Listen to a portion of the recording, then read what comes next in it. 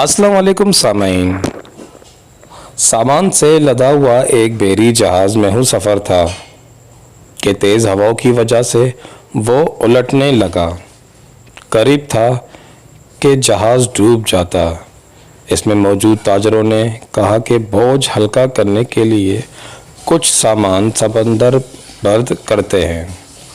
ताजरों ने मशवरा करके तय किया कि सबसे ज़्यादा सामान जिसका हो वही फेंक देंगे। जहाज़ का ज़्यादातर लोड एक ही ताजर का था। उसने एतराज़ किया कि सिर्फ मेरा सामान क्यों, सबके माल में से थोड़ा थोड़ा फेंक देते हैं। इन्होंने ज़बरदस्ती इस नए ताजर को सामान समेत समंदर में फेंक दिया। कुदरत की शान कि समंदर की मौजें इसके साथ खेलने लगीं। इसने अपनी हलाकत का यकीन हो गया। जब होश आया तो क्या देखता है कि लहरों ने इसे साहिल पर फेंक दिया है। एक गैर आबाद जजीरा था। जान बचने पर इसने रब का शुक्र अदा किया, अपनी सांसें बहाल की, वहाँ पड़ी लकड़ियों को जमा करके सर छुपाने के लिए एक झोपड़ी बना ली। अगले रोज़ उसे कुछ खरगोश भी नज़र आए। इनका शिकार करके गुज़र पुसर करता रहा। एक दिन ऐसा हुआ कि वो खाना पका रहा था कि उसकी झोंपड़ी को आग लग गई।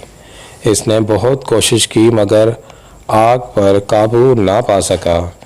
इसने ज़ोर से पुकारना शुरू किया, तूने मुझे समंदर में फेंक दिया, मेरा सारा सामान गर्क हो गया। अब यही झोंपड़ी थी मेरी कुल कायनात, इसे भी जलाकर राख कर दिया। अब मैं क्या करूं? ये शिकवा करके वो खाली पेट सो गया। सुबह जागा तो अजीब मंजर था। देखा कि एक कश्ती साहिल पर लगी है और मल्लाह उसे लेने आए हैं। इसने मल्लाह से पूछा कि तुम्हें मेरे बारे में कैसे पता चला? उन्होंने जो जवाब दिया उससे ताजिर हैरान रह गया।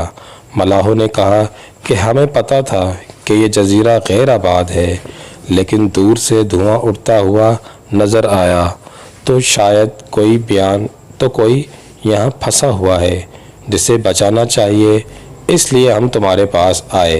फिर ताजिर ने अपना पूरा किस्सा सुनाया। मल्लाह ने यह कहकर मज़ीद ताजिर को हैरान कर दिया कि जिस जहाज़ में तुम समंदर में फेंका गया वो आगे जाकर गर्क हो गया। ये सुनकर ताजिर सजदे में गिर गया, रब का शुक्र अदा करने लगा और कहा कि पाक है वो ज़ात जिसने मुझे बचाने के लिए ताजरों के हाथों समंदर में फेंकवा दिया। अपने बंदों के बारे में वही बेहतर ज़्यादा जानने वाला है। हालात जितने भी सख्त हो जाएं, अल्लाह की रहमत से मायूस ना हो।